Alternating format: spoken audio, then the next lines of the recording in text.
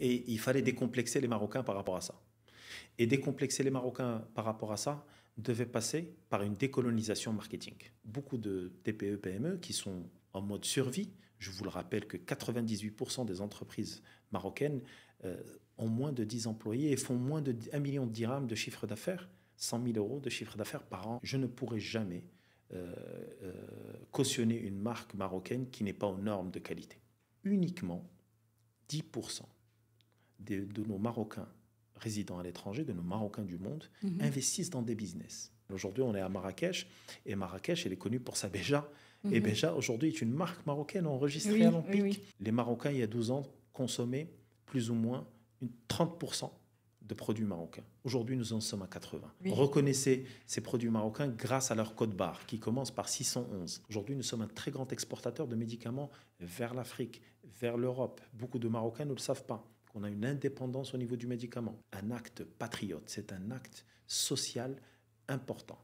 Quand on consomme du produit marocain, on va aider des familles, des femmes et des hommes. Un cercle vertueux. C'est un cercle vertueux, c'est un acte RSE. C'est notre responsabilité sociétale et environnementale.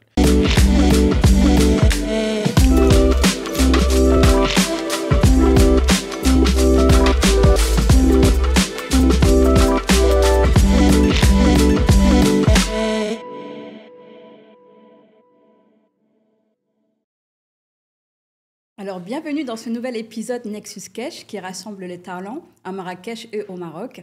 J'ai le plaisir d'accueillir aujourd'hui Adil Lamnini. C'est un homme engagé au service de l'entrepreneuriat marocain. Il milite pour un Made in Morocco, plus intelligent, plus durable et surtout plus ambitieux.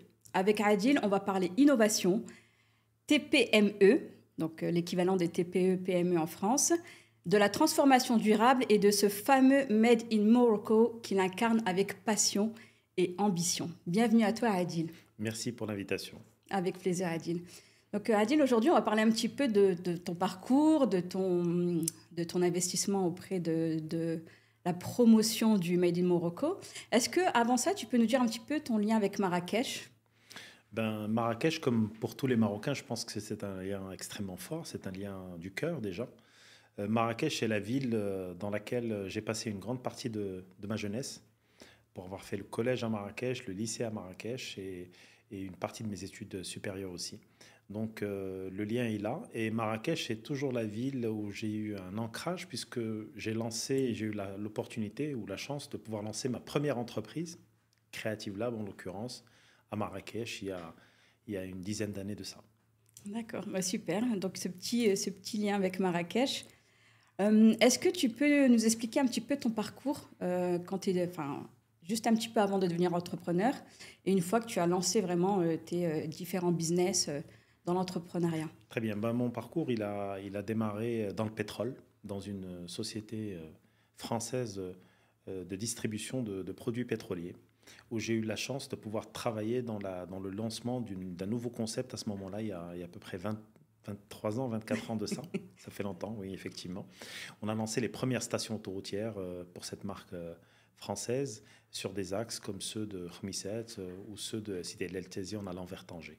Donc c'était un travail qui m'a permis très rapidement de rentrer en contact avec des femmes et des hommes, de gérer des équipes, mais surtout d'aller dans la diversification, c'est-à-dire comment pouvoir servir un client marocain, un client étranger, en arrivant dans une station d'autoroute où il y avait pratiquement aucun service à part ceux connus pour être traditionnels, comme le carburant, le lubrifiant, la pneumatique ou éventuellement le lavage ou le graissage. Mais aller au-delà, proposer des services de restauration, une cafétéria, des goodies, des souvenirs à acheter, exactement. Donc, quand on parle de choses qui sont évidentes aujourd'hui, je vous laisse imaginer ce que c'était il y a plus de 23 ans, 24 ans aujourd'hui. Donc, c'était ma première expérience extrêmement enrichissante.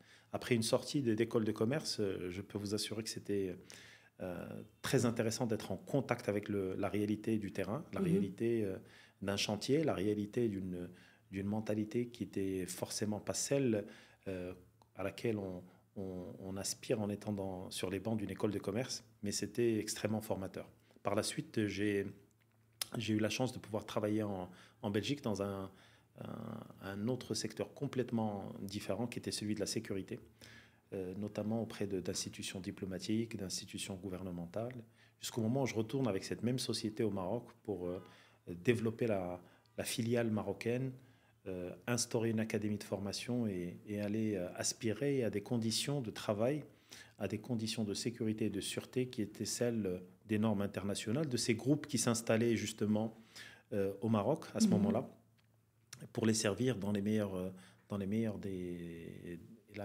qualité possible.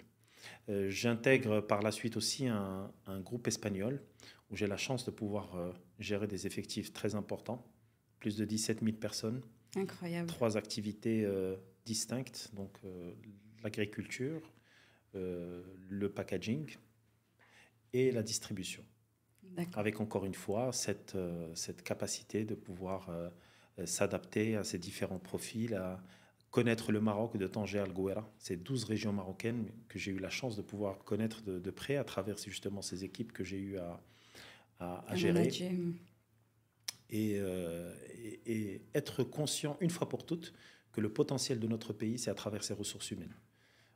Je peux vous assurer que lors de sessions de formation, lors d'accompagnement, de coaching, ou ne serait-ce qu'en matière de leadership que j'ai en tout cas essayé de mettre en place, l'expérience humaine et le facteur humain est l'élément déclencheur justement des résultats qui ont été réalisés. Par la suite, et c'était une évidence, et je pense que c'est le parcours de tous les entrepreneurs, après avoir justement accumulé ces 15 ans d'expérience, essentiellement en multinationale, sur des grands chantiers, en grande majorité sur le terrain, avec le contact avec ces humains, il était évident qu'aller vers sa propre aventure était là, qu'il fallait prendre le dessus et plonger. D'accord. Prendre ce risque, sortir de sa zone de confort, chose que j'ai faite, lancer une première entreprise qui n'a pas trop marché parce que j'étais trop tôt sur le marché, une deuxième où j'accompagnais des entreprises pour la performance commerciale, etc. Les choses se mettent en place avec le temps, avec les challenges, les clients qui vous font confiance. Et aujourd'hui, j'ai la chance de pouvoir être partenaire d'un grand groupe, le plus grand groupe mondial d'optimisation des coûts. Comme quoi, une expérience professionnelle peut justement servir et surtout à guérir des compétences. Et aujourd'hui, j'accompagne des entreprises marocaines à optimiser leurs coûts, à aller chercher du cash flow, à aller chercher du liquide, des finances au sein de leur process, au sein de leur manière d'acheter, au sein de leur manière de faire du business sur le Maroc. Voilà, en grande partie ce que j'ai fait. Et comme notre émission aujourd'hui en parle, j'ai eu l'occasion, il y a 12 ans de ça, le temps passe vite, de créer avec un groupe d'entrepreneurs l'Association professionnelle des marques marocaines. Oui, on va en parler justement. Exactement. Pour la prochaine partie. Donc un parcours incroyable. Alors les belles stations magnifiques, on te le doit. Alors finalement au Maroc, ça nous permet de voyager vraiment avec un confort et une qualité incroyable, avec des pauses qui nous permettent de s'oxygéner, de respirer un petit peu. Ensuite la sécurité. Et ensuite, ce groupe avec lequel tu travailles, l'entrepreneuriat, tes business. Et là, on va parler justement de la partie Made in Morocco. Justement, tu es président et fondateur de l'AMPP. APMM, l'Association professionnelle des marques marocaines. Voilà, exactement. Est-ce que tu peux nous en parler? Comment ça fonctionne? Comment est-ce qu'on peut être accompagné? Très bien. Voilà, tu nous dis un petit peu. Écoute, il y a 12 ans de ça, suite au discours fondateur de notre association, qui est celui de Sa Majesté, que Dieu le glorifie, lors du discours du trône de 2013, Sa Majesté parlait lors de son allocution du capital immatériel. Et automatiquement, et c'était une évidence pour nous, quand on parle de capital immatériel, et si on rapporte ça à l'entreprise, on est dans ce qu'on appelle le capital ou les immobilisations incorporelles. Ces immobilisations incorporelles, c'est tout simplement les marques, les brevets et les inventions. Donc forcément, aujourd'hui, pour pouvoir consolider une image d'un pays, il faut consolider sa marque pays, le nation branding. Ce nation branding est un système qui va être basé sur un certain nombre de paramètres, et l'un des paramètres les plus importants, c'est la consistance des marques locales et leur visibilité à l'international. Alors, quand on a fait le tour à part quelques petites exceptions sur notre territoire marocain, il n'y avait pas de marque vraiment connue à l'international. D'ailleurs, aujourd'hui, très peu de marques marocaines sont connues à l'international. Donc, il fallait commencer par le commencement, c'est-à-dire le premier job, c'était sensibiliser ces fameuses TPE, PME dont tu parlais tout à l'heure, par rapport à l'importance de la marque. Comment est-ce qu'aujourd'hui une marque peut être valorisée au niveau de l'entreprise? Comment est-ce que cette marque peut être valorisée? Première étape qu'il fallait qu'on mette en place, et c'était notre premier projet, c'est petites marques, ou petites entreprises, pardon, grandes marques. Pourquoi? Parce qu'on avait ce complexe. J'ai une petite entreprise, j'ai une petite start-up, pourquoi est-ce que je vais mettre en avant une marque? De toutes les façons, je vais être copié, de toutes les façons, je n'ai pas cette aura ou cette visibilité que pourrait avoir une marque internationale. Et il fallait décomplexer les Marocains par rapport à ça. Et décomplexer les Marocains par rapport à ça devait passer par une décolonisation marketing. Cette décolonisation marketing qui est là depuis 50 ans, des millions de dollars d'investissement de ces multinationales qui ont fait comprendre aux Marocains que leur marque était synonyme de qualité, que leur marque était synonyme de lifestyle, et que en consommant des produits étrangers, ben forcément comme si on avait voyagé dans ce pays. C'est de bonne guerre et c'est comme ça que le marketing fonctionne, mais il fallait justement conscientiser ces chefs d'entreprise pour leur dire, écoutez, peut-être que c'est comme ça, mais rien ne vous empêche de changer la donne. Donc premier projet, petite entreprise, grande marque, et ça commence par l'enregistrement à l'OMPIC. L'OMPIC, l'Office marocain de la propriété industrielle et commerciale. Protéger sa marque est un acte de gouvernance, un acte juridique qui est extrêmement important.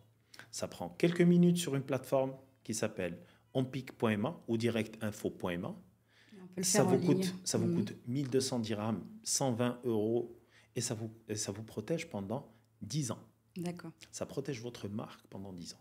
Donc, et ça, c'est très important. Ça protège la marque et le concept également? Le concept dans un deuxième temps, parce qu'il y a des droits d'auteur qu'il va falloir mettre en place, mais commençant par le commencement, protégeant déjà cette marque comme réflexe. Et on a réellement milité avec une administration qui est extrêmement réactive, et j'en profite pour les remercier pour leur aide et pour leur support, qui est l'OMPIC. C'est une administration qui est réellement digitalisée, disponible, avec des cadres qui sont formés, qui sont sensibilisés justement à cette culture de la marque et à cette importance du marketing et de la communication que va prendre le business au Maroc ou ailleurs dans le monde. Deuxième cas qui était très important pour nous, et c'était primordial, c'est de pouvoir mettre en place un deuxième programme qui s'appelait Petite entreprise, grande gouvernance.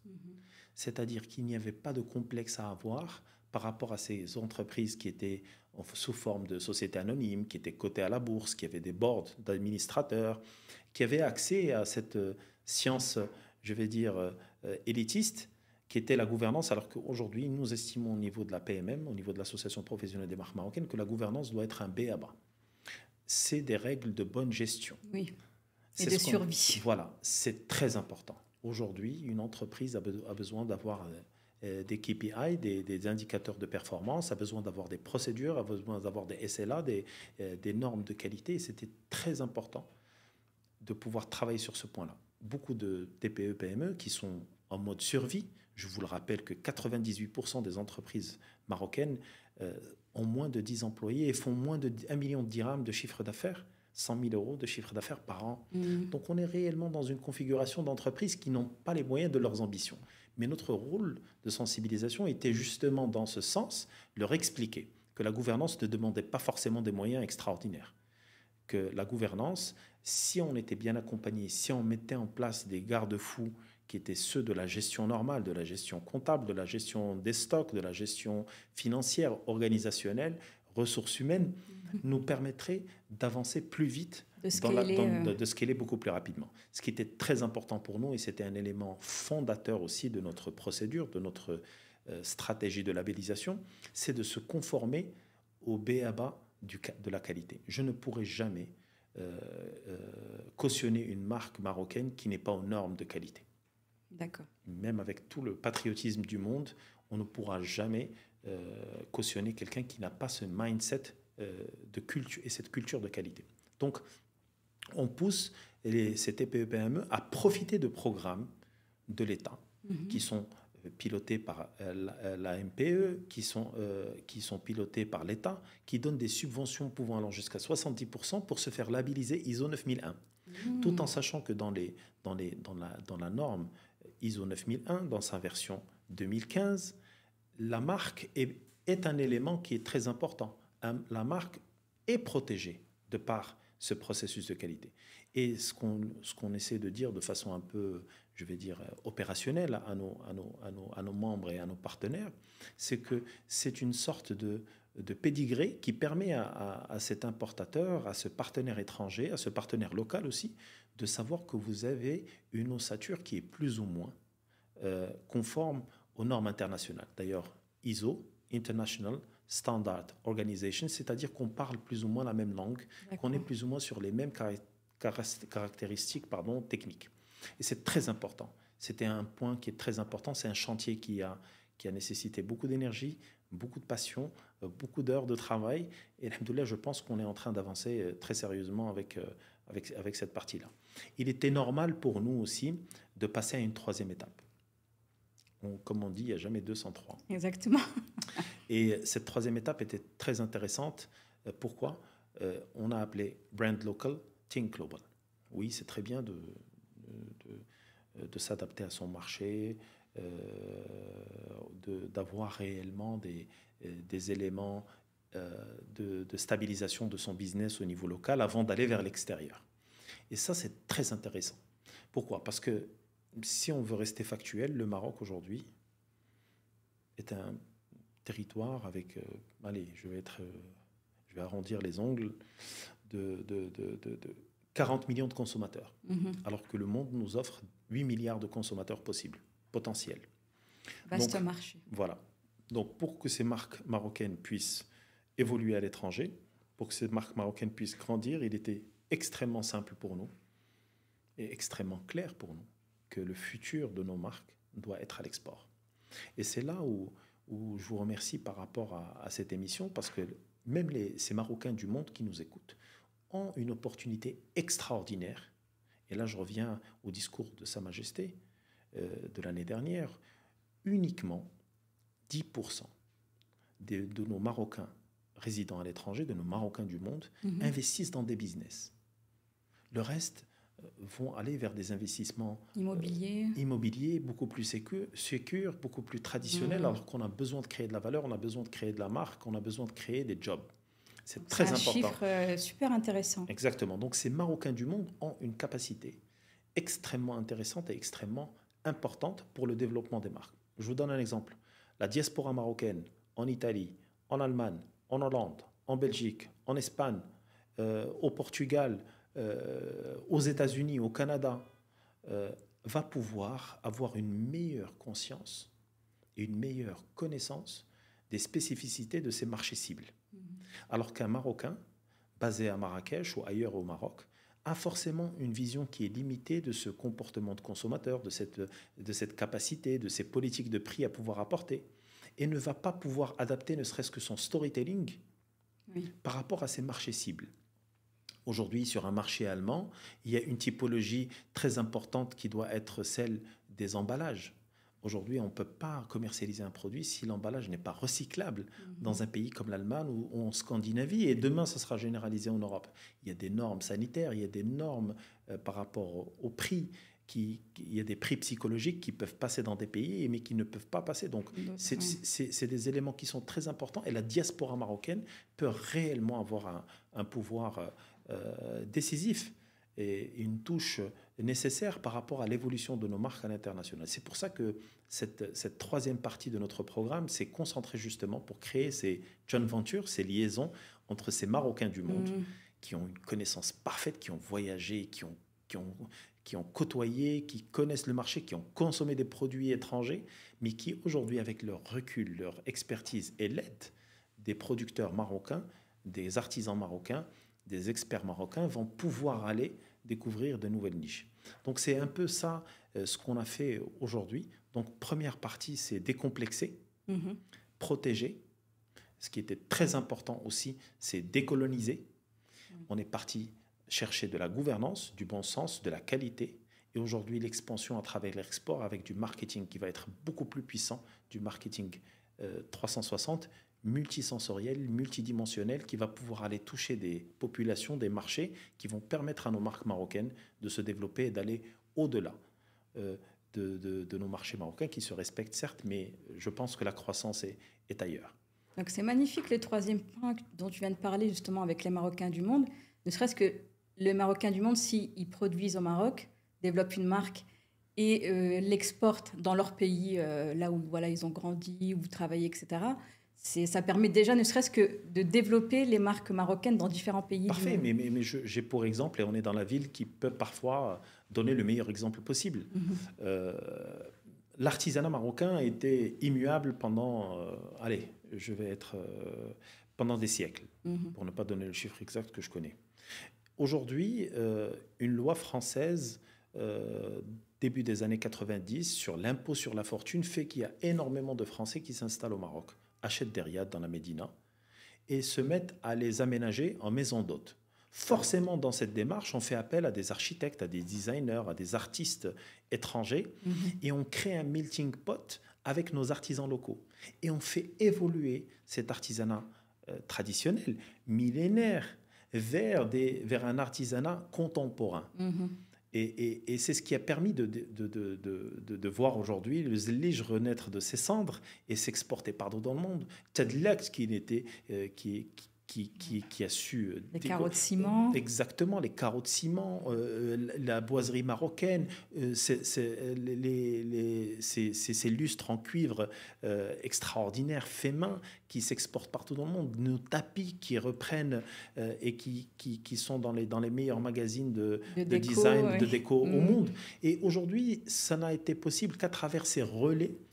Donc, qui ont été ceux, notamment de la diaspora française qui s'est installée au Maroc et qui a particulièrement à Marrakech et qui a commercialisé ce savoir-faire marocain, cet art marocain. Ben, imaginez si on arrive à faire ça avec toutes ces nationalités. Imaginez si on a un Hollandais, on a un Allemand, on a un Italien, on a un Belge, un Français, un Canadien, un Américain. Et imaginez si on arrive à exporter tout ça. Est-ce que tout est exportable au Maroc? Je ne pense pas. Mais je pense reprendre aussi l'exemple de notre cosmétique. Personne ne connaissait Argan. Si vous en parliez il y a 15 ans, personne ne savait ce que c'était que ce Argan qui n'existe que dans la région des Saouirades et dans le monde. Et c'est très intéressant. Qui aurait dit un jour que Argan serait inscrit au patrimoine immatériel de l'humanité? Qui aurait dit que cette Médina de Marrakech allait être classée grâce justement à cet effort de ces investissements, de ces réhabilitations par l'UNESCO? Donc, il y a des petites victoires qui s'inscrivent et il faut aller dans cette mouvance. Moi, je pense que le Maroc n'a pas encore dévoilé tous ses secrets. Je pense que notre capital immatériel, il a 13 siècles sur le papier, mais je pense qu'il est au-delà de ça. Et je pense que les découvertes, on en entend tous les jours et je pense qu'il y a encore énormément de choses à faire. Notre culture est une culture orale. Notre manière de vivre est une manière qui est exceptionnelle. Aujourd'hui, on est à Marrakech et Marrakech, elle est connue pour sa béja. Et béja, aujourd'hui, est une marque marocaine enregistrée à l'Empire. Et c'est à l'image de la Dolce Vita italienne. Ou la baguette parisienne ou le style de vie parisien. Donc c'est très intéressant de s'installer dans cette mouvance. Et aujourd'hui, imaginez que sur les 12 régions du Maroc, on ait cette cartographie du Made in Morocco. Imaginez que n'importe qui sur cette planète puisse découvrir ce que c'est que le Maroc. Qu'est-ce que c'est quelle est la typologie de chacune des régions? Qu'est-ce que je peux manger de spécifique? On a une cuisine qui est classée numéro 1 mondiale. On a une industrie du parfum qui se développe tous les jours. On a cette capacité aussi de pouvoir parler de plantes médicinales. On a un artisanat qui est millénaire et qui aujourd'hui connaît un engouement à l'international. Et c'est très intéressant de continuer pour arriver un jour, et je l'espère, à parler de nos ressources marocaines. Et là, c'est un point qui nous tient vraiment à cœur, c'est aujourd'hui montrer que tout ça n'est possible qu'à travers des Marocains. Et c'est à partir de là qu'on va pouvoir injecter du patriotisme dans les manuels scolaires de nos enfants. Créer cette fierté nationale. Ce n'est pas du nationalisme, ce n'est pas du chauvinisme, c'est du patriotisme. C'est un moteur qui fait que nos générations à venir vont avoir un meilleur ancrage. C'est comme un arbre. Et vous le savez très bien, un arbre se développe dans les deux sens, en hauteur et en profondeur. Nos racines, elles sont profondes. Elles sont marocaines, africaines, arabes, solides. Nos branches dépendront de l'évolution des engrais qu'on va y mettre. Et ça, c'est très important. Pour pouvoir aller chercher justement ce patriotisme qui va prendre de l'ampleur à travers les prochaines générations, c'est de stabiliser cet ancrage, ces racines, à travers la mise en avant de notre histoire. Si on devait faire une émission sur l'histoire marocaine, je pense qu'il faudrait des centaines d'émissions, avec toutes les anecdotes, avec toutes les choses qu'on pourrait raconter extraordinaires, qui n'existent malheureusement pas encore dans nos manuels scolaires. Et c'est malheureux, parce que ça pourrait justement être un carburant et une motivation par rapport à cette jeunesse qui en a besoin, qui a besoin de ces repères. Au moment où tout se digitalise, avoir des repères réels, avoir des repères et un sentiment de fierté nationale est quelque chose de très important. Surtout avec ce qui se passe aujourd'hui. Nous allons accueillir des événements d'envergure internationale. Il va falloir que les gens reprennent dans leurs valises des goodies, de l'artisanat, mais des histoires, connaître un peu mieux et encore plus ce peuple qui est le peuple marocain, sa diversité, sa tolérance, voir un peu l'évolution de notre Maroc. Notre Maroc n'est pas parfait. Il n'y a aucun pays parfait dans le monde. Mais on a fait réellement des avancées. Aujourd'hui, on a une infrastructure qui tient la route. On aura des terrains qui seront aux normes FIFA et qui permettront justement de montrer au monde qu'on a la capacité d'organiser des grands événements d'envergure internationale. On a une pyramide démographique qui est jeune. On a des jeunes qui sont compétents, qui sont formés. On a une industrie naissante, certes, mais stable. L'aéronautique, l'automobile, la chimie, la parachimie. On a une agriculture, malgré le stress hydrique qui tient le coup. On a des politiques de désalinisation. On est dans des objectifs green à travers justement ces énergies renouvelables. On est signataire de ces accords de décarbonation. Donc, on a accueilli la COP à Marrakech, ici. Donc, le Maroc évolue. La marque Maroc évolue. On est comme tous les peuples. On est très critique et on porte un œil critique par rapport à notre Maroc, par rapport à notre évolution, par rapport à notre marque Maroc. Mais croyez-moi qu'aujourd'hui, les mœurs et les faits changent et sont là. Les Marocains, il y a 12 ans, consommaient plus ou moins 30% de produits marocains. Aujourd'hui, nous en sommes à 80%. En 12 ans. En 12 ans. Aujourd'hui, vous allez dans une grande surface, faites le tour, vous allez voir que la majorité des produits qui y sont exposés sont des produits qui sont marocains. Reconnaissez ces produits marocains grâce à leur code barre qui commence par 611. C'est très important. C'est comme un indicatif téléphonique qui commence aujourd'hui au Maroc par 212. Il est très important. Donc code barre 611. 611. Et même le personnel est formé, juste pour l'anecdote, je suis allée faire des courses pour acheter une lessive. Et le personnel m'a conseillé une marque marocaine. Bien sûr. Donc le travail de décolonisation dont tu parlais tout à l'heure. Qui est extraordinaire. Voilà. Cette marque marocaine qui est labellisée Made in Morocco d'ailleurs, pour ne pas la citer.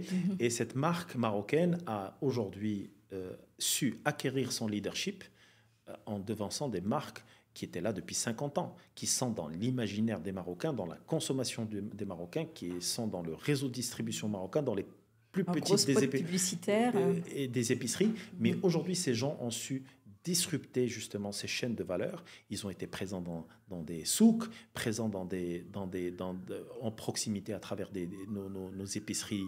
Les hanout. Aujourd'hui, les réseaux de distribution, je vais dire pas GMS, mais les petites supérettes de proximité, on en voit dans tous les quartiers et ça pilule.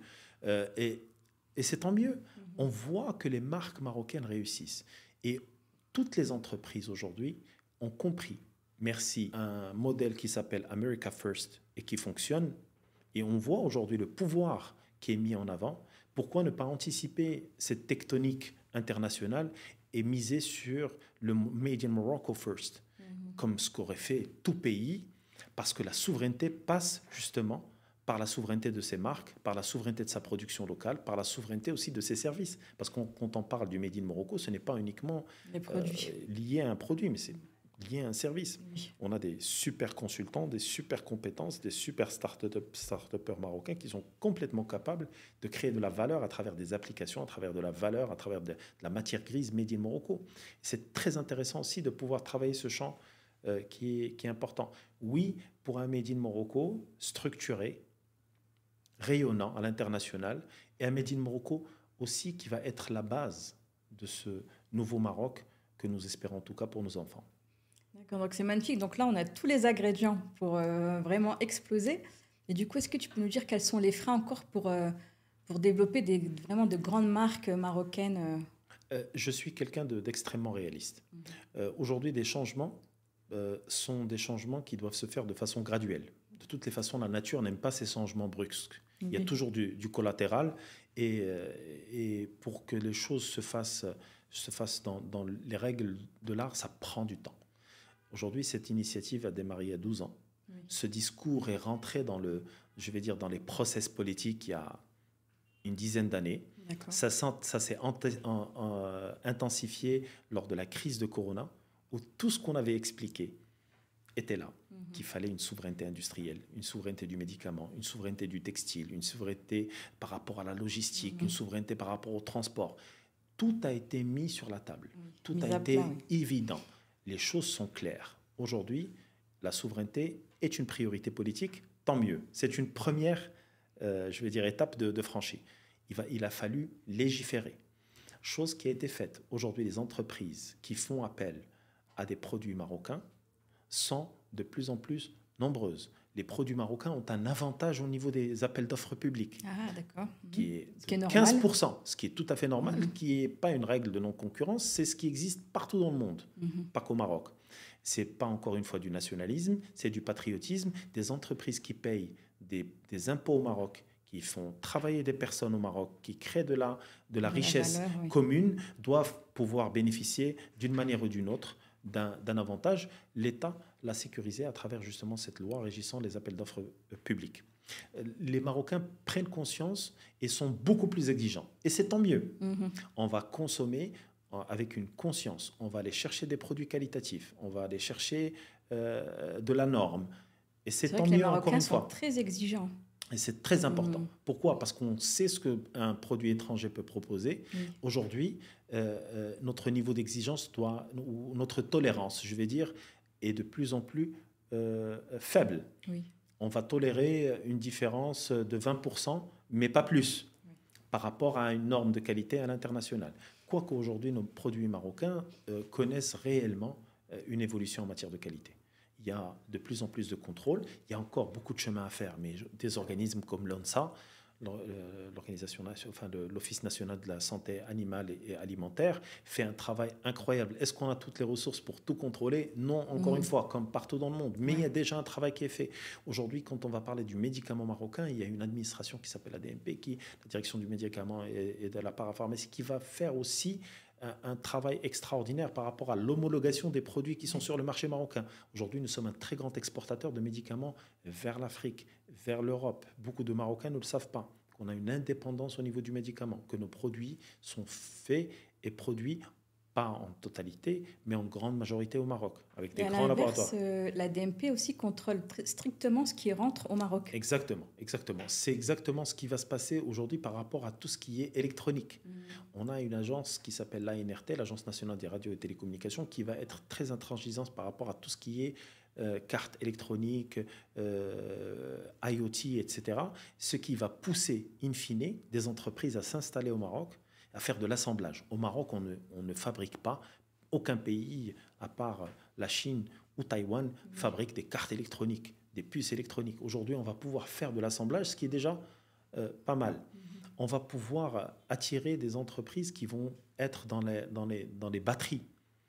ces nouvelles technologies qu'on découvre au fur et à mesure de ces changements dans l'industrie automobile, dans l'industrie aéronautique, dans l'industrie tout court. D'accord. Donc, le Maroc est aujourd'hui prêt à accueillir tout ça.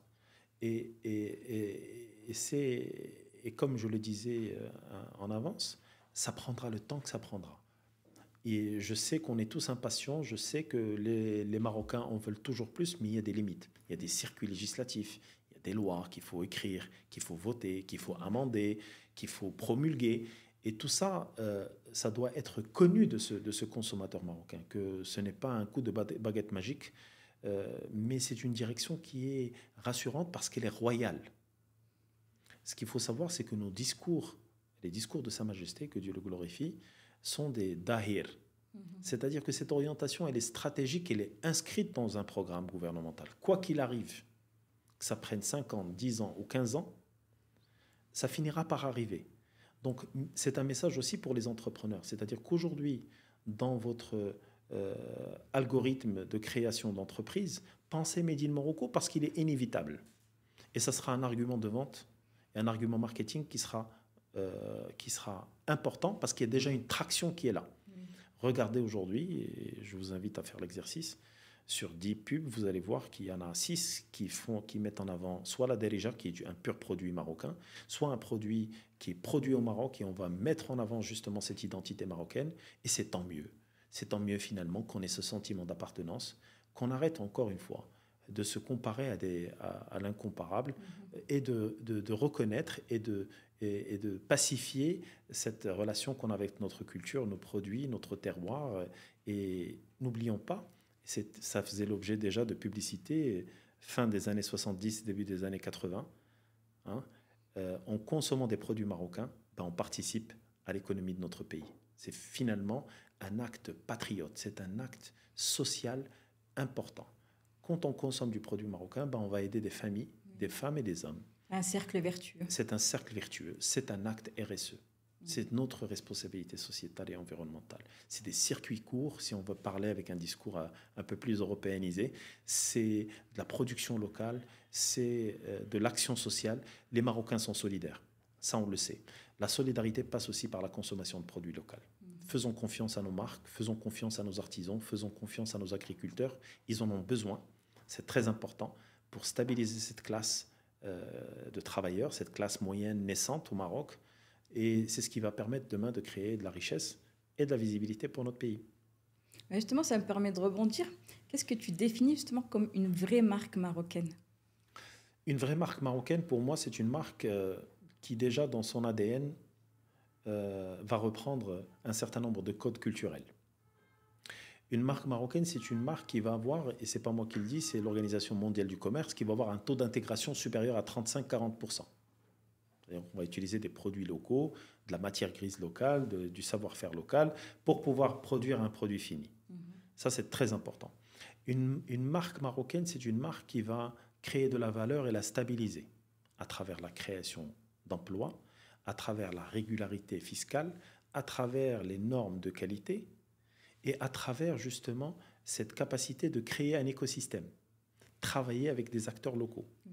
C'est-à-dire cette fameuse roue de Deming qui est perpétuelle et qui est créatrice de valeur et de qualité. Mais une marque marocaine, avant tout, c'est un ambassadeur qui va aller propager cette image de ce Maroc ambitieux, de ce Maroc multiculturel, de ce Maroc tolérant, de ce Maroc aux 1001 saveurs dans le monde. C'est transformer tous nos entrepreneurs, toutes nos marques, en tout cas celles qui ont cette ambition, en tout cas à l'export. Et je voulais rappeler au niveau du 3e pilier de notre association professionnelle des marques marocaines. Et on va les représenter le Maroc au-delà de ces clichés. Le Maroc, ce n'est pas que des chameaux, ce n'est pas que des couscous, oui. Ce n'est pas que de la fantasia ou du folklore. Le Maroc, c'est bien au-delà de tout ça. C'est une histoire millénaire, c'est des saveurs, c'est des compétences, c'est une expertise, c'est de la qualité, c'est de la précision. Vous savez, quand vous êtes dans la chaîne de valeur d'un avion, vous êtes à l'extrême de ce qu'on appelle l'exigence et du contrôle qualité. Et aujourd'hui, si tous les avions du monde ont des pièces qui sont fabriquées à Noissar ou à Kenitra, c'est qu'il y a bien une raison. C'est qu'on sait faire de la qualité, y compris pour la partie véhicule, y compris pour la partie chimie, y compris pour la partie médicaments. Et je pense que les faits sont là pour prouver ce que j'avance. Donc, voilà ce que c'est que pour moi une marque marocaine. Mais une marque marocaine, avant tout, c'est les femmes et les hommes qui la portent. C'est avoir cette conviction et cette capacité de savoir que le moteur d'un chef d'entreprise, c'est son patriotisme. Il devient ambassadeur. Exactement. Le patriotisme qui sera synonyme de performance. C'est cette capacité de pouvoir promouvoir son pays à travers l'effort, la valeur créée par les femmes et les hommes qu'on emploie, avec lesquels on collabore tous les jours. C'est comme ça qu'on laisse une trace. C'est comme ça qu'on crée des générations. Nos entreprises marocaines ont ce problème justement de succession. Nos entreprises ne dépassent pas la deuxième génération, mais je pense qu'il va falloir mettre une vocation, créer des visions beaucoup plus ancrées dans le terroir marocain, pour pouvoir donner aussi l'opportunité à cette jeunesse, à ces générations alpha et bêta qui arrivent sur le marché, de pouvoir aussi s'inscrire dans cette stratégie, dans cette trajectoire. Et je pense que pour fédérer, les Marocains l'ont toujours fait, ils ont toujours été solidaires autour de leur roi, autour de leur drapeau. Je pense que c'est là où il y a justement cette innovation en matière de gouvernance qu'il faut mettre en place, c'est ce patriotisme fédérateur, mobilisateur, et ce patriotisme synonyme de performance, in fine. Donc ça veut dire que finalement, créer une marque Made in Morocco, ce n'est pas juste un positionnement marketing, c'est limite un acte militant. Mais bien sûr. Aujourd'hui, quand vous allez... on a eu la chance de pouvoir coécrire et alimenter une édition, la première en tout cas, du père fondateur du marketing, Philippe Kotler, sur le marketing au niveau international. Il y avait une édition sur le Maroc, où on a mis pour la première fois des marques marocaines en avant pour justement réconcilier ces étudiants d'écoles de commerce et d'université par rapport à la réalité du marché. Quand je suis un Marocain et qu'on me parle de Walmart aux États-Unis, je n'ai pas un ordre de valeur, je n'ai pas une vision claire de ce que ça peut représenter. Par contre, quand je parle d'une marque qu'on connaît localement, je me permets et je suis plus simple, plus rapidement dans les process d'analyse et de réflexion. Aujourd'hui, ce même inventeur du marketing parlait des 4 P. Donc le prix, la promotion, la place et le produit en lui-même. Nous, on en a rajouté un 5e qui est le patriotisme. Dans la composition d'une marque, la composante patriote est très importante. Et j'en ai pour preuve ce qui se passe sur le Made in Italy, sur le Made in France, sur le Made in USA. Aujourd'hui, même le Made in China est en train de changer complètement de figure et de se repositionner par rapport à ça. Avec certaines marques. Certaines marques, regardez ce qui se passe au niveau de l'électronique, regardez ce qui se passe au niveau de la téléphonie, regardez ce qui se passe au niveau de la voiture.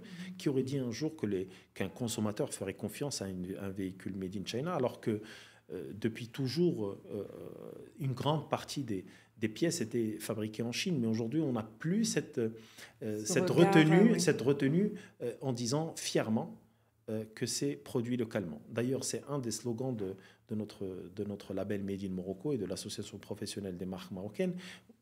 Proudly Moroccan, truly international. Nous sommes fiers de notre marocanité, mais comme on l'a toujours été, nous, Marocains en tout cas, ouverts sur le monde et sur l'international.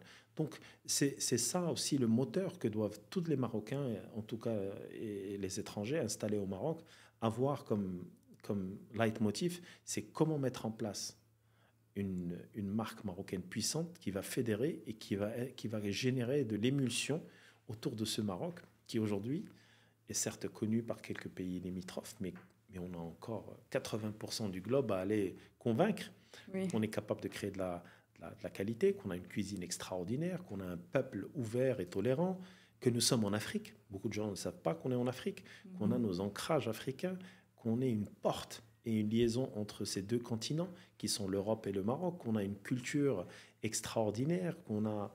Et qu'il y a aussi des axes stratégiques qui sont développés aussi vers l'Afrique. Et bien sûr, qui est très important aujourd'hui. Aujourd'hui, nous sommes la porte de choix par rapport à cette Afrique. Nous sommes l'un des seuls pays bien lotis par rapport à d'autres pays qui ont, eux, 55, 60, 70% de taxes en face.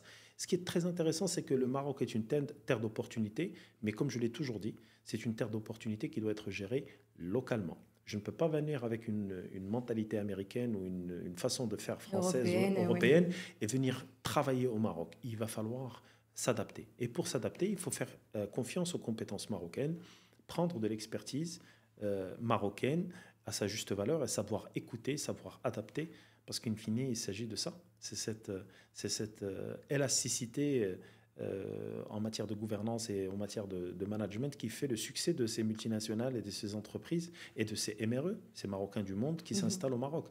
Ne jamais venir avec cet esprit de conquérant, cet esprit de moi je sais tout, moi je sais bien faire. Au contraire, allez faire une étude de marché vous-même sur le terrain, tâtonnez, sondez le marché, faites vos proof of concept et vous allez voir que avec une toute petite adaptation, parfois vous pouvez faire la différence. Mais faire un copier-coller, j'en connais pas énormément qui ont réussi. Mais copier, adapter et coller, parfois, comme partout dans le monde, ça peut donner des résultats qui sont tout simplement clivants entre une approche et une autre. Donc, venez au Maroc et mettez-vous au mood marocain, adaptez les mœurs, comme le disait Jules César, à Rome, on vit comme des Romains, au Maroc, on vit comme des Marocains, on s'adapte au système, il est extraordinaire, il est flexible, il a un peu ses inconvénients et ses avantages, comme partout. Prenez les choses avec beaucoup de recul, c'est aussi de la bonne gouvernance, c'est ne pas être émotif, ne pas être dans le comparatif stérile, saisissez des opportunités, il y en a, et surtout là maintenant, parce que avec ce qui se profile pour les 5 prochaines années, je pense que le Maroc est une super destination en business. Donc, ce que j'ai bien compris, c'est penser locale, visée globale. Donc, les marques marocaines pourraient être aussi, ou peut-être le sont déjà, être amenées à concurrencer des marques internationales. Et tu parlais tout à l'heure des secteurs qui ne sont pas tous, possibles à l'exportation. Est-ce que peut-être pour donner des clés à des personnes qui souhaiteraient investir ou entreprendre au Maroc, donner des secteurs clés dans lesquels ils pourraient investir ou entreprendre? Je n'ai pas la prétention de pouvoir avoir des secteurs définis, mais je pense que la meilleure chose qu'il faut faire, c'est de venir faire une étude de marché. D'accord. Voir réellement, scruter ce qui est sur le marché.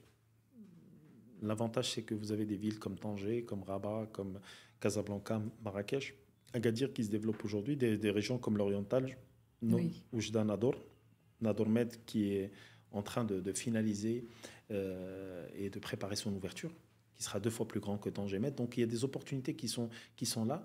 Étudiez un peu ce qui est produit localement, quelles sont les opportunités qui sont locales, comparez ça avec ce que vous avez dans vos pays d'origine, et à ce moment-là, vous aurez une décision extrêmement claire à prendre. D'accord. Ce qu'il faut extrêmement aussi prendre en considération, c'est qu'il faut s'entourer de compétences locales. Il y en a.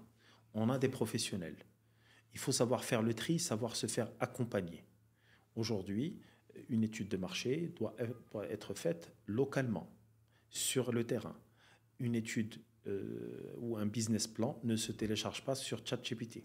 Un business plan se fait de façon dynamique, se fait sur la base de faits concrets, de chiffres concrets, d'une réalité réelle, c'est-à-dire palpable. Oui. Réalité réelle. Donc pas palpable. Il faut que ce soit des chiffres clairs, des faits qui soient clairs. Et ça va vous permettre d'être beaucoup plus dynamique, beaucoup plus agile. Et c'est là où la magie opère et c'est là où les opportunités commencent à apparaître. La cosmétique était une autoroute extraordinaire. Les produits d'artisanat le sont encore. Vous avez des produits transformés, vous avez l'agri-food, vous avez le textile qui est une autoroute aujourd'hui qu'il va falloir aussi exploiter. Mais encore une fois, ayons cette intelligence de ne pas être dans le mass market, parce que c'est des marchés de prix, et on est très peu concurrentiel, parce qu'il y a des coûts, il y a la logistique, il y a encore la main-d'œuvre, il y a encore énormément de choses à faire. Allez dans des métiers ou allez dans des secteurs de niche. Et c'est là où vous pouvez créer de la valeur réelle. Je pense que c'est ça le conseil qu'il faut dire, c'est venir avec de l'humilité, étudier son marché correctement, s'entourer d'experts locaux, je le redis encore une fois, et y aller doucement, comme ce que font toutes les entreprises, et y aller doucement. qui se développe à l'international. C'est un step by step, c'est y aller crescendo avec des plans d'expansion qui sont certes ambitieux, mais qui sont graduels. Oui, oui, oui. Donc voilà, prudence et gouvernance. D'accord. Et pour la partie, justement, développer une marque marocaine, mais il faut aussi la pensée durable. Tout à l'heure, tu parlais ISO, tu parlais RSE. Est-ce qu'aujourd'hui, quand voilà, un entrepreneur vient taper à l'association, est-ce que aussi vous l'orientez stratégiquement sur la partie marque durable aussi? Aujourd'hui, c'est très clair. Il y a des indicateurs sur lesquels on ne peut pas discuter. Aujourd'hui, il faut montrer patte verte. Vous n'êtes pas dans une optique d'économie d'énergie renouvelable ou de recyclage. Vous ne pouvez pas aller à l'export. Pour une simple raison, au-delà du côté, je vais dire, protection de la nature, vous avez une double imposition. C'est fiscal. Donc, ça touche automatiquement votre marge et votre rentabilité. Donc, ça, c'est clair. Deuxième élément, je ne peux pas aujourd'hui franchir une barrière douanière sans être aux normes internationales. Vous ne pouvez pas aller vers l'Europe, les États-Unis, l'Asie, le Moyen-Orient, sans avoir le minimum requis, conformément aux lois et aux réglementations de chacun des pays cibles. Donc, il y a un budget normalisation qui doit être sur la table parce que c'est inévitable. C'est une barrière à l'entrée qui est mise en place malgré tous les accords de libre-échange, et on en a signé plus de 50 au Maroc. Vous aurez toujours des barrières à l'entrée qui seront, je vais dire, pas visibles à l'œil nu, et parmi elles, vous avez cette partie réglementaire, cette partie certification. Donc, il faut des budgets par rapport à ça. Il y a des éléments extrêmement importants aussi, c'est d'avoir une réelle connaissance du marché cible. Vous ne pouvez pas venir parce que vous avez vu sur une vidéo YouTube ou sur un média social X ou Y que quelqu'un fait fortune sur un produit et vous allez vous jeter sur un pays. Il faut connaître ce pays, faire une étude de marché structurée, avoir réellement de la data. Et malheureusement ou heureusement, ces études coûtent cher. Donc c'est une autre barrière à l'entrée qu'il va falloir gérer de façon très importante. Vous avez aujourd'hui le digital qui prend le dessus. Oui. Et il faut absolument avoir une stratégie digitale. Il faut pouvoir investir sur ce digital. Vous avez encore une nouvelle donne aujourd'hui, l'arrivée des intelligences artificielles, ces fameux agents IA qui débarquent. Donc aujourd'hui, vous n'êtes pas équipé, vous prenez des points de croissance en moins. Il va falloir s'y mettre, si ce n'est pas trop tard déjà. Donc c'est tellement vite. Voilà, c'est des faits. Le discours, il peut être certes un peu dur, un peu, je vais dire, pragmatique, et je m'en excuse, mais c'est une réalité qui doit pouvoir affronter cet imaginaire, cette réalité, ou cette réalité qu'on se raconte à soi-même, cet imaginaire qui nous dit, voilà, tu as l'énergie, tu as l'expérience, tu peux y aller, c'est bon, tu as une bonne étoile qui veille sur toi, tout ça, c'est bien. Mais parfois, la réalité des chiffres, la réalité des procédures et la réalité des normes fait que on omet de penser à des choses stratégiques qui finissent par nous rattraper. Il n'y a pas, there is no shortcuts in life, il n'y a pas de raccourci dans la vie. Donc il faut mieux être procédurier, se faire accompagner encore une fois de façon claire, nette et précise. Oui. C'est ce qui permet plus ou moins de sécuriser ce genre de situation. Oui, d'avoir une entreprise durable et viable, même sur le long terme. Exactement. Le long terme, on n'en parle plus. Parce que vous avez vu ce qui se passe aujourd'hui avec tous ces changements à l'international. On parlait d'un monde VUCA. Aujourd'hui, on est dans un monde BANI, B-A-N-I. Aujourd'hui, personnellement, je déconseille aux gens de se projeter sur les 3 à 5 ans. Nos business plans sont des business plans de 6 mois, dans le meilleur des cas, de 1 an. Pourquoi ? Parce qu'il faut rester dans cette capacité de pouvoir changer de fusil d'épaule, de pouvoir être très agile par rapport au... Regardez aujourd'hui, si quelqu'un peut nous donner le prix, ne serait-ce que des carburants pour le prochain mois. Très difficile de pouvoir prévoir des choses parce qu'on ne sait pas. Il y a une guerre qui explose par-ci. On a énormément de choses qui peuvent débarquer et c'est très important de pouvoir anticiper ce genre de choses. Donc, de mon côté, ce que je conseille, c'est d'être pragmatique, de garder son côté créatif, de garder je vais dire son côté motivant dans le business, mais sans jamais oublier que 9 entreprises sur 10 font faillite la première année. Oui, voilà. C'est une donnée marocaine, mais ce qui est extraordinaire, c'est que c'est une donnée internationale aussi. Donc, il ne s'agit pas d'avoir peur de l'échec ou d'avoir peur de recommencer, parce que de toutes les façons, les statistiques sont là, elles sont malheureusement réelles et arrogantes. Il faut avoir un plan B, C, D, E, et c'est pour ça que l'alphabet a 26 lettres. Exactement, magnifique. Justement, là, tu parlais de une visibilité d'une entreprise à 6 mois, maximum 1 an. Quel conseil, toi, tu pourrais donner aux jeunes entrepreneurs aujourd'hui? Parce que ça peut, déjà, l'entrepreneuriat peut faire peur, mais quand on sait que on a une visée à 6 mois, 1 an, quel conseil tu donnerais? Pour un jeune qui démarre, je lui conseillerais premièrement, une expérience professionnelle. On ne se lance pas dans l'entrepreneuriat comme ça.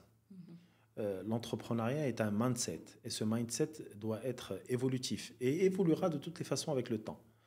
Il est préférable d'aller voir comment est-ce que les autres réussissent, comment les autres travaillent, apprendre la rigueur, comprendre qu'à la fin du mois, payer des salaires ou payer des charges nécessite un chiffre d'affaires, nécessite la capacité de gérer un stress, de pouvoir gérer des impayés, gérer des humains, gérer des clients, gérer une législation, une administration. Ça permet réellement de prendre conscience qu'in fine, il ne s'agit pas d'une idée qu'on va dupliquer parce qu'on a vu que quelqu'un faisait des millions de dollars aux États-Unis ou parce qu'on a regardé une émission sur l'entrepreneuriat sur une chaîne étrangère ou qu'on a entendu des idées ou qu'on a pu avoir des idées générées par une intelligence artificielle, des idées de créer des millions. Tout ça, c'est très bien. Intellectuellement, c'est extrêmement intéressant d'avoir ce genre d'insights, mais la réalité, elle doit se palper sur le terrain. Donc, le premier conseil que je donnerais à des jeunes, investissez dans une expérience professionnelle. Et j'utilise le mot investissement, allez travailler dans des entreprises. Faites justement ce passage par la réalité. Oui. Ça vous permettra de mieux cerner comment les choses fonctionnent et ça vous permettra de décrypter ce qui ne fonctionne pas. Et en général, ce qui ne fonctionne pas, c'est là où l'opportunité existe. C'est en essayant d'arranger ou de régler ce qui ne fonctionne pas qui vous permettra d'aller chercher votre projet, d'adapter votre solution, votre produit. De l'optimiser. Exactement.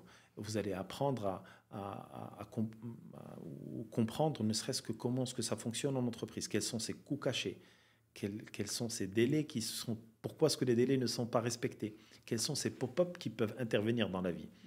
Et un entrepreneur averti, on vaut 10. Donc, essayez d'apprendre de personnes qui ont eu des échecs avant vous. Il faut lire, il faut côtoyer des gens qui ont de l'expérience, ça vous permet d'apprendre beaucoup plus vite. Oui. Et de ne pas répéter les erreurs qui ont été faites à l'avance. Donc, ne vous précipitez pas, vous êtes jeune, vous avez toute la vie devant vous, le marché évolue, une opportunité qui peut vous paraître aujourd'hui urgente, peut-être qu'elle ne l'est pas. Construisez des choses solides, allez vers, ne pensez plus start-up, mais start-down, commencez par le bas, parce que très généralement, quand on commence par le haut, on finit par tomber. Donc, un esprit start-down, acquérir de l'expérience, et pour moi, de l'expérience, c'est de l'intensité. Je ne suis pas un 9-5er, je ne vais pas travailler de 9h à 5h, faire mes heures, mais au contraire, je suis là, je m'investis, je pose des questions. Une espèce d'enquêteur. Exactement, j'essaie de comprendre, d'aller chercher le détail, parce que, in fine, c'est une formation, et c'est la meilleure formation du monde. Pourquoi ? Parce qu'à la fin du mois, vous avez un salaire. Donc, forcément, essayez d'aller vers ce genre de première étape. Pourquoi ? Parce que si on va créer des entreprises parce qu'on ne trouve pas de job, parce qu'on n'aime pas travailler, parce qu'on ne veut pas être sous les ordres des gens. Pour les mauvaises raisons. Parce qu'on veut gagner de l'argent rapidement, parce qu'on ne veut pas travailler 12-14 heures par jour, croyez-moi que vous allez rentrer dans ces statistiques qu'on a citées, qui sont celles des 9 entreprises sur 10 qui font faillite, parce qu'on crée des entreprises, parce qu'on n'a pas la carrure suffisante, la capacité d'un marathonien, parce que l'entreprise, c'est un marathon, ce n'est pas un sprint, et on n'a pas surtout cette lucidité qui va nous permettre de gérer des problèmes au quotidien. Je vous l'annonce et je pense que ce n'est pas un secret. Gérer une entreprise, c'est gérer des problèmes 24 sur 24. Donc, si vous croyez que vous n'allez travailler que du lundi au vendredi, que de 9 h à 17 h. Donc, je pense que vous à vous l'heure, trompez. L'entreprise, c'est du 24/24. Et pour la simple raison que vous avez la responsabilité de votre entreprise, mais des employés et des personnes qui travaillent avec vous, vos collaborateurs, l'État, l'administration, les partenaires, les les fournisseurs. clients. Et pour ça, il faut, je pense que même dans des disciplines sportives, dans la vie en général, ben, il faut y aller mollo, Oui. apprendre et passer d'étape à étape en consolidation. C'est ce D'ailleurs, tu as avoir. écrit un ouvrage Start Down. Exactement, Start Down qui est mon premier livre sur la réalité de l'entrepreneuriat au Maroc. D'accord. Et avec un héros qui était extraordinaire, qui est celui de l'épicier, Moul Pisserie. L'épicier, pourquoi? Parce que quand on va faire une réelle étude stratégique et un comparatif sur les causes de l'échec de l'entreprise au Maroc, ces fameux 9 sur 10, Oui. on va voir que le taux d'échec le plus bas est celui d'un épicier. Et quand on va aller en profondeur dans cette analyse, on va comprendre que cet épicier, Edmoul Hanout, a une trajectoire qui est tout à fait logique. C'est du parrainage. En général, on prend une personne qu'on ramène de son village, de sa famille, et qu'on va initier au business au stade 0. Ça va commencer par faire du ménage, ça va commencer par nettoyer, par ouvrir des cartons, faire du facing, placer des produits, faire du comptage pour les inventaires. Par la suite, ça passe derrière un comptoir pour pouvoir servir les clients. Par la suite, ça passe à la caisse pour pouvoir justement encaisser, comptabiliser. Et ça va au-delà de tout ça, ça commence même à donner des crédits à travers les fameux carnets. Oui. Que les Marocains connaissent certainement, des gens, et ça vous permet de mieux être présent sur tous les postes de cette petite épicerie qui, je vous demande d'analyser, est extrêmement bien gérée en matière de stock, en matière de disponibilité de produits. Demandez un produit qui n'existe pas sur un étalage, revenez une semaine plus tard, vous allez le trouver. Oui. Et cette capacité permet justement de dupliquer le modèle. Une fois que vous êtes passé par toutes ces étapes, ben vous avez le droit de pouvoir ouvrir votre propre épicerie, mais pas avant. D'accord. On n'ouvre pas une épicerie à 18 ans ou à 16 ans, ben on ouvre une épicerie après avoir passé toutes ces étapes.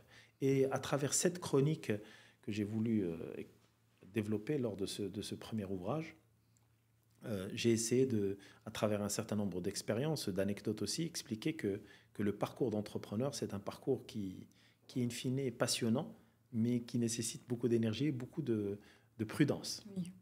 Et ce n'est pas pour faire peur aux personnes qui souhaiteraient se lancer dans l'entrepreneuriat, mais l'acte d'entreprendre est un acte qui doit être réfléchi. D'ailleurs, c'est pour ça qu'on ne peut pas créer une entreprise si on n'a pas 18 ans, parce que c'est pénal. Oui. Et il faut être conscient de ces actes. Oui, pour aller en prison en cas de... Non, on ne parle pas de prison, mais on veut exprimer le fait que c'est un acte qui doit avoir une certaine... on doit avoir une certaine maturité. Oui. Une conscience pleine et complète de nos responsabilités, de nos manières de faire. D'ailleurs, aujourd'hui, il y a un projet de loi qui va nécessiter, avant de lancer une entreprise, d'avoir un minimum de formation en matière de gestion pour pouvoir piloter une entreprise au Maroc. Chose qui se fait automatiquement en Europe ou aux États-Unis. On ne peut pas se lancer dans l'entrepreneuriat sans avoir un minimum de bagages et un minimum de prise de conscience par rapport aux engagements liés à la création d'entreprise. Donc, c'est un peu ça le message qui a été voulu à travers cet ouvrage qui est Start Down.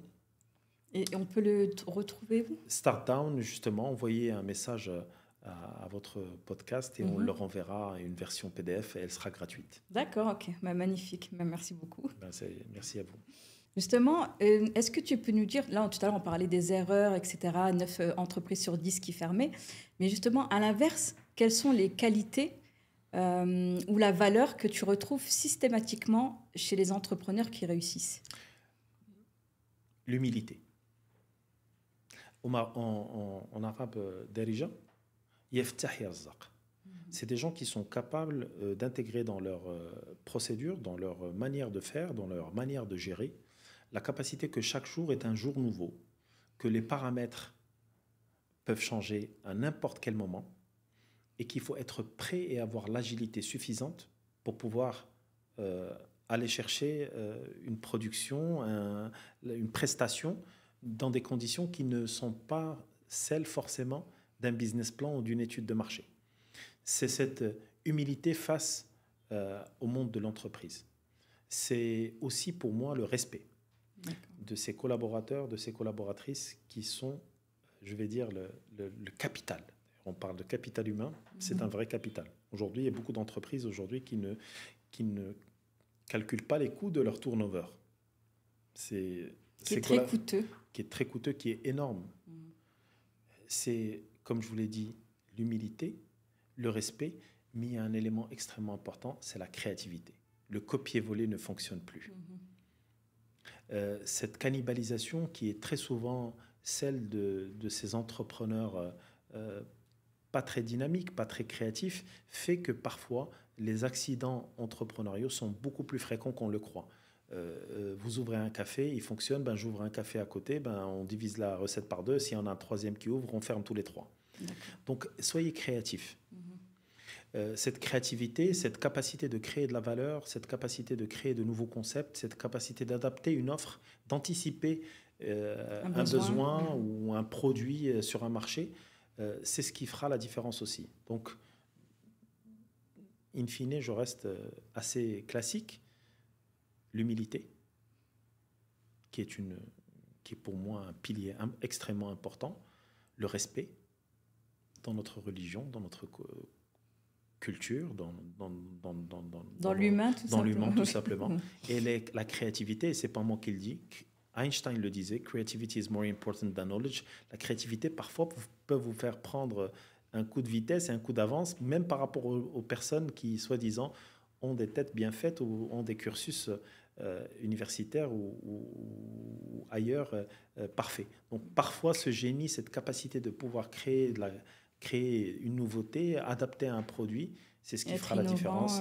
C'est ce qui fera la différence, très souvent la différence par rapport à vos concurrents. Est-ce que tu peux nous dire à un moment dans ta carrière ou voilà, dans ta vie tout simplement, là j'ai eu un impact très important Personnellement, je suis quelqu'un d'extrêmement reconnaissant.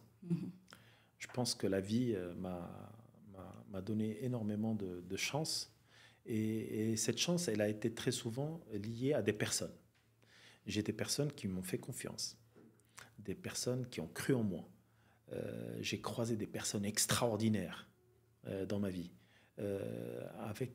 qui m'ont permis très rapidement de comprendre que pour être et s'inscrire dans la continuité, il fallait avoir un sens de l'écoute, qu'il fallait avoir justement cette capacité d'aider les autres, sans attendre forcément un retour.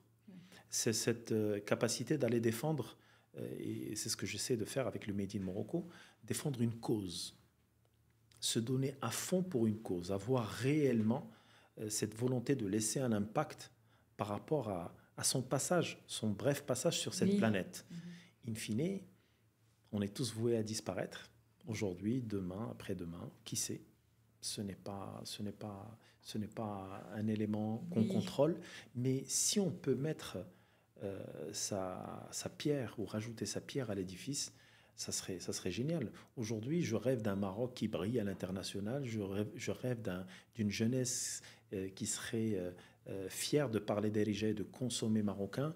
Je rêve de ce Maroc qui s'inscrit dans l'échiquier international, d'une marque marocaine qui brille à l'international et qui est dans les top, ne serait-ce que 50 mondiales, ou le top 20, pourquoi, soyons fous, top 20 mondial des marques. Je rêve de ces Marocains qui, lors de ces prochaines manifestations, porteront leur drapeau, porteront des t-shirts et des tenues de l'équipe nationale et qui vont marquer à jamais ces futures générations pour leur dire que pour encourager une équipe nationale, on peut faire la même chose pour encourager une industrie locale, une marque locale et une culture finalement marocaine. Donc c'est pour moi être un témoin vivant de cette période historique qui est celle où on aura peut-être la chance de pouvoir voir demain Made in Morocco briller dans le monde. C'est ça. Donc c'est cette trace que tu souhaites laisser sur cette terre. Je vous parle de façon complètement sincère et c'est un appel du cœur. Mais ça serait ça. D'accord. Magnifique. Est-ce que tu peux nous donner une citation ou une punchline qui te guide au quotidien? Celui qui donne reçoit. Tout à l'heure, on parlait des qualités, et là, quand tu viens de parler de ton parcours et des personnes les personnes magnifiques que tu as rencontrées au cours de ton cursus, ta carrière, il y a l'importance du réseau aussi. Est-ce que tu peux nous en dire un petit mot là-dessus? Le réseau est quelque chose d'extrêmement important. Mhm. Et il faut savoir que c'est le premier investissement aujourd'hui que je conseille par rapport à tout entrepreneur, par rapport à tout humain. Mhm. Your network is your net worth. Votre réseau égale ce que vous avez en poche. Mhm. Ce réseau, il faut savoir déjà, premièrement, le sélectionner, le tamiser, le tester. Et pour ça, il faut investir dans ce réseau. Il faut savoir développer son réseau au quotidien, parce qu'il y a un effet d'érosion permanent et perpétuel. Oui. Donc, il faut s'ouvrir aux gens, discuter avec des gens. Et c'est pour ça, on en parlait tout à l'heure, justement, cette partie humilité, cette partie respecter l'autre, écouter les expériences des autres. J'ai appris énormément de choses de personnes qui sont insoupçonnables en matière d'entrepreneuriat.